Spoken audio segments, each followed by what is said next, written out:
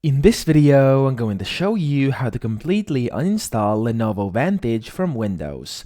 So it's actually quite simple. The first thing you can do is go to the search box down here and type in Control Panel. There we go. You then want to open it up. And inside the Control Panel, once it opens up, you want to go to Programs, and then Programs and Features.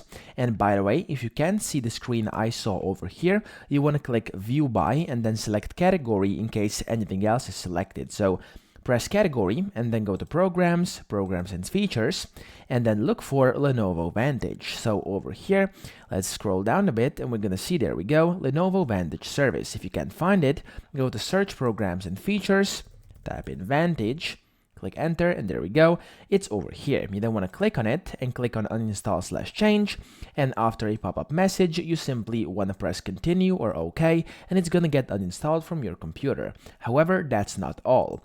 In some cases, you may not see it over here, so if it's not installed over here, I'm going to show you how to actually remove it from your computer anyways. But also, if you have it over here, you should check, in which I'm going to show you right now, if in case there's installation as well going on in the Windows, you can just uninstall it there as well. So you can close this down, and then you want to go to the search box and type in installed apps. There we go. Click on that. And from here, you want to look for Lenovo Vantage yet again. So search apps, click on Vantage, so type in Vantage, there we go, and you can see you have your Lenovo Vantage service and your Lenovo Vantage, the actual app.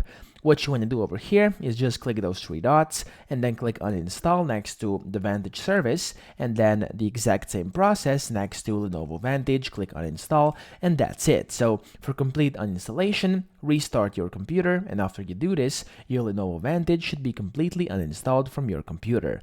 I hope this video helped you out. If it did, please subscribe to the channel and help me out as well.